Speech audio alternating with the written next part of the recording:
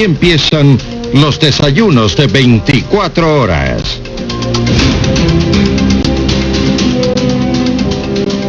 Esta mañana nos acompaña Francisco Alarcón, el presidente de la Cámara de Industrias de Guayaquil y de la Federación de Cámara de Industrias del Ecuador. Francisco, buenos días, bienvenido a nuestro programa. Bueno, usted le envió una carta al ministro de Industria, Santiago León, la tengo aquí en mis manos, comentando algunos de los puntos de la nueva política industrial del gobierno. ¿Cuáles son esos puntos y cuál es la nueva política industrial? Porque lo que hemos visto es que más bien ante la crisis económica que se está produciendo le están trasladando algunas responsabilidades al sector privado. Cómo no, Janet, primero que nada, muy buenos días a usted, muchas gracias por la invitación, un saludo a todos quienes nos escuchan a esta hora. Sí, la carta tiene por objeto pues dejar sentado, dejar constancia de lo que pensamos sobre la nueva política industrial. En resumen, yo le podría decir que creo que la misma contiene ciertamente elementos positivos. Se habla por primera vez de manera expresa de la apertura de mercados que tanto necesita el Ecuador. Veamos eso después respaldado por acciones que amplíen el acceso a mercados más allá de la Unión Europea, que ojalá se termine pronto. Si bien tiene elementos positivos, no obstante, se trata de, una vez más, una política industrial y desarrollo industrial generada y diseñada desde el gobierno, desde el sector privado, desde el sector público, presentada al sector privado, dirigiéndola y diciendo a dónde cree que deben ir las inversiones, la economía y las acciones, en lugar de ser un plan industrial construido en conjunto con el sector industrial y el sector privado en general. Si bien nos invitaron a un taller donde nos lo enseñaron previamente, pues eso está muy lejos de ser una construcción conjunta con el sector productivo privado, y eso limita el impacto que pueda tener. Y además es una política industrial que es bastante parecida a las otras 3, 4 o 5 políticas industriales que se vienen presentando desde el año 2007, donde se habla de las industrias industrializantes. Por ejemplo, se hace énfasis en los astilleros, en la industria del acero básica. Oiga, la demanda de acero se está contrayendo a nivel mundial. ¿Qué vamos a hacer aquí en un mercado pequeño metiéndonos en eso? Yo creo que ahí hay muchas expresiones de deseo, creo que hay mucha intención, tal vez buena, pero dirigista, pensada desde el Poder Central, en lugar de apalancarnos en lo que tenemos. Pensamos nosotros, una oportunidad perdida más de construir algo en conjunto, en un diálogo estructurado con el sector privado. En esta carta usted plantea o insiste en algunos cambios que debe haber en materia tributaria y otros aspectos. ¿Cuáles son esos principales cambios, si usted nos puede detallar rápidamente, Francisco? ¿Cómo no, Janet? Mire, más que incentivos como la ley que vimos hace un momento, que hace pocos días pasó por la Asamblea, lo que se necesita para que haya un desarrollo industrial y productivo en general es la eliminación de desincentivos. Por ejemplo, el impuesto mínimo que se paga mediante anticipo al impuesto a la renta. Eso es un impuesto a la operación, es un impuesto a existir, en lugar de ser un impuesto a la renta. Y algunas cifras al respecto. Los cálculos que nosotros tenemos es que esa política de impuesto mínimo hace que la tasa promedio impositiva del Ecuador bordee el 30% en la realidad. ¿Por qué? Porque el anticipo, se convierte después en impuesto a la renta, en un impuesto mínimo a operar. Entonces, en lugar de todas las empresas en el Ecuador pagar el 22%, en promedio estamos pagando en efecto el 30%. Y las empresas que tienen que pagar el impuesto mínimo, típicamente las medianas y las pequeñas, la tasa promedio que les hemos calculado anda por el 45% de impuesto a la renta. Y las empresas que registran pérdida, Janet, eso significa que están pagando una tasa infinita de impuesto a la renta. ¿Eso en qué deriva? Eso deriva en que las empresas medianas y pequeñas y los emprendimientos, que de por sí es muy difícil que sean rentables, pues tienen muchas menos probabilidades de subsistir. Otra de las cosas que creemos que se tiene que hacer para un desarrollo inmediato es la eliminación de las salvaguardias, más todavía cuando el gobierno, nunca estuvimos de acuerdo, pero más todavía cuando el gobierno ya declara, y las cifras así lo demuestran, que ya no hay un déficit en balanza comercial. Esa jamás fue la causa del déficit comercial. Pero eso, por ejemplo, 2/3 partes de las restricciones de importaciones en efecto se han dado en materias primas y bienes de capital, Janet. Sí, Francisco, precisamente sobre ese punto quisiera analizar un poquito más a fondo. El gobierno presenta 960 millones de dólares en balanza comercial positiva, pero es principalmente lo que explican los analistas económicos, es por la increíble baja en las importaciones, más no por un incremento sano de las exportaciones o una reactivación de la economía.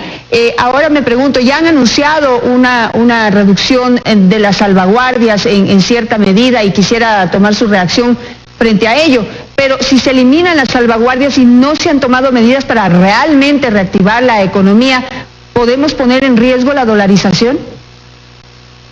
Mire, yo creo que la dolarización se garantiza sobre todo con una disciplina fiscal importante. Eso es el origen del problema de déficit en balanza de pagos, digamos, que son más dólares que salen de los que entran. Y eso es lo que causa presión en la balanza comercial. Jamás fue la causa del desbalance en balanza de pagos la balanza comercial per se. La balanza comercial, la diferencia entre importaciones y exportaciones, es un síntoma más. Y creo que usted ha tocado un tema muy de fondo. Y creo que es que no se han tomado correctivos realmente profundos para cambiar la situación productiva del país. Hablan los ministros de una recuperación económica. Conversando con los afiliados, eso es algo que no se siente. Lo que se siente es algo de liquidez en la calle, y eso es producto de inyecciones de endeudamiento, algunos de ellos proveniendo del Banco Central, además, con los riesgos que han mencionado algunos analistas económicos. Entonces, eso no es atacar a las causas. Las causas del Ecuador en este momento de su situación económica son dos.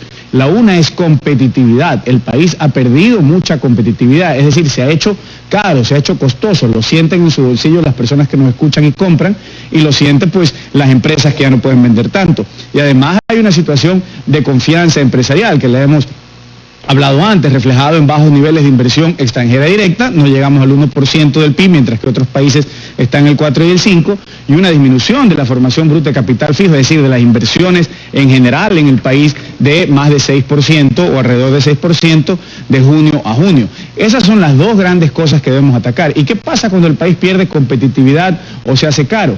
Baja la actividad económica, ¿no es cierto? Las salvaguardias fueron un detonante muy rápido, pero en general es algo que se viene construyendo hace tiempo.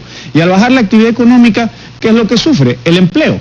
Fíjese que de junio del 2015 a junio del 2016 se incorporan a la masa laboral 250.000 personas, me refiero a la PEA, a la población económicamente activa urbana sobre todo. ¿Y qué sucede? Se destruyen o se pierden 90.000 plazas de trabajo y 70.000 personas pasan a formar parte del desempleo. La diferencia, 290.000 personas mal contadas, pasan a el empleo no adecuado, que en opinión nuestra es primo hermano del desempleo. Es decir, yo creo que los ecuatorianos quieren un empleo. Nadie dice, oye, yo estoy buscando un empleo no adecuado o un subempleo, porque las leyes laborales y la protección laboral y la seguridad social se aplica a las personas que tienen un empleo pleno. Entonces, lamentablemente, las consecuencias de todo esto se reflejan en el empleo que tanto lo necesita el ecuatoriano. Tres señales claras de que no ha habido políticas para poder ayudar a reactivar la economía del país. Una es que se han bajado notablemente, se han restringido terriblemente las importaciones, y digo terriblemente porque eso incluye materias primas y bienes de capital, lo que no permite que ustedes los industriales puedan crecer más y desarrollar más sus industrias. Segundo, el impuesto a la salida de divisas, que también afecta a los bienes de capital y a las materias primas, a las pocas que se logran traer al país. Y tercero, el contrabando. No se ha logrado, se les anunció que con todas esas restricciones iba a incrementar y se iba a llenar nuestro mercado de contrabando. ¿Cómo ve estos tres aspectos y qué respuesta o qué esperaría usted del ministro como una respuesta en estos tres aspectos? Mire, usted ha mencionado algunos factores que son clave, ¿no? El impuesto a la salida de divisas, lo que ha hecho es generar un impedimento tal vez a la entrada de divisas. Es decir, la analogía es, si usted le dicen que vaya al estadio porque es gratis, pero sabe que le van a cobrar a la salida, mejor no va.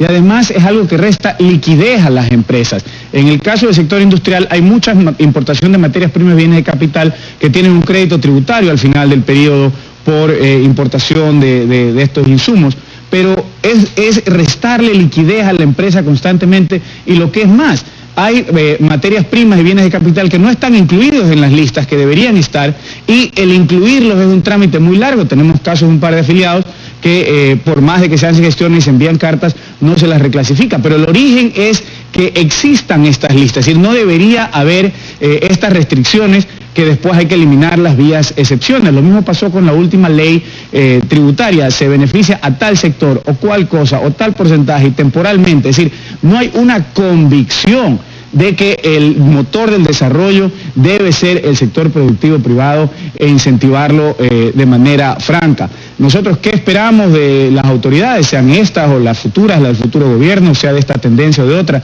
Lo que nosotros esperamos es un diálogo estructurado, el poder trabajar de manera conjunta, estructurada, dejando las ideologías de lado, dejando los dogmas de lado, dejando los aspectos políticos de lado y enfocarnos en la producción y el desarrollo para la generación de empleo. Hasta este momento, solo entre 4 y 5 de cada ecuatorianos que quieren y deben trabajar tienen un empleo pleno, que creo yo es lo que cuenta. No estoy diciendo que las demás personas se mueran de hambre y no subsistan, pero creo que lo que debemos enfocarnos es en esto y en olvidarnos que el desarrollo y los planes se piensan desde el gobierno o desde las alturas de la autoridad y se dirige a la producción. No, se debe crear las condiciones de estabilidad, de reglas claras. Fíjense, en el año 2015 contabilizamos más de 1037 para ser exactos, más de 1000 cambios normativos que afectan a la actividad productiva, ambientales, laborales, tributarios, y uno de cada 3 de esos fueron reformas. Imagínense la cantidad de cambios diarios que estamos hablando.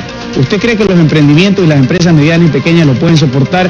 Pues muy difícil. Las empresas grandes ahí van, pero es algo que no hace nada por el clima de negocios ni por las inversiones y consecuentemente, y lo más importante, Janet, el empleo. Gracias, Francisco. Esa es la posición de Francisco Alarcón, una explicación de una carta que ha sido enviada al ministro de Industrias y Producción, Santiago León. Ojalá lo pudiéramos tener aquí. Le hago la invitación pública al ministro de Industrias y Producción, Santiago León, para que pueda responder frente a estas inquietudes del sector industrial del país. Y simplemente una acotación. Miren ustedes, esta semana estuvieron 2 autoridades económicas aquí en este programa, Diego Martínez y Patricio Rivera, diciendo que este segundo semestre es absolutamente optimista, positivo, que vamos a terminar mejor de lo que se pensaba. Pero por otro lado vienen los industriales, vienen los analistas y realmente nos dan un panorama que quizás es el que más se siente en los bolsillos de los ecuatorianos. Vamos a hacer una pausa, ya regresamos para hablar con Santiago Guarderas y de las demandas del presidente de la República a los consejos de disciplina de las Fuerzas Armadas.